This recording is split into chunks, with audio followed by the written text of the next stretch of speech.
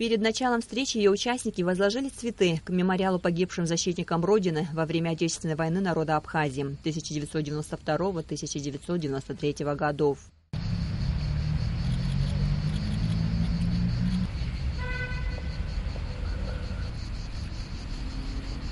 Затем в Музее боевой славы имени Владислава Ардзунба прошла традиционная встреча офицеров-выпускников пограничных институтов ФСБ России с руководством Абхазии. 8 офицеров стали новыми сотрудниками пограничного управления ФСБ России в Абхазии.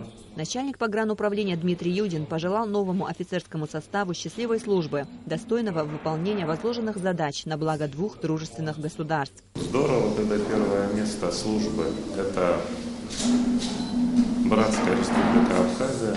Мы несем большую и важную задачу для Республики Абхазия, для Российской Федерации. На вас смотрят две страны, поэтому на вас лежит большая ответственность.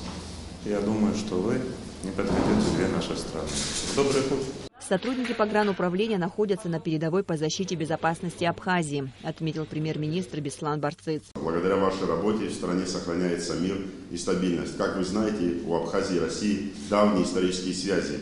В 2008 году российская Федерация стала первым государством, признавшим независимость Абхазии и выступила гарантом безопасности нашей республики, ставя на защиту границ Абхазии от внешних угроз. Сегодня Россия является главным стратегическим партнером Абхазии. Правительство России оказывает нашей республике экономическую помощь и политическую поддержку, представляет и отстаивает наши интересы на международном уровне. Мы ценим дружбу и поддержку нашего стратегического партнера. Еще раз хочу поздравить вас с окончанием учебы и пожелать вам дальнейших успехов в вашей деятельности.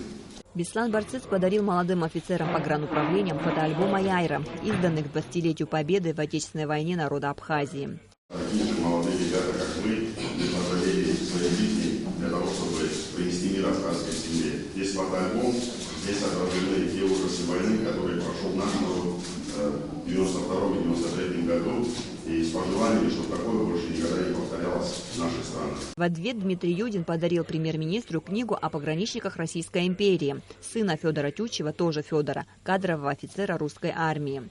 Для российских пограничников провели экскурсию по залам Музея боевой славы, а офицеры подарили сотрудницам музея цветы. Амра Мичбалексия Гухава, Абхазское телевидение.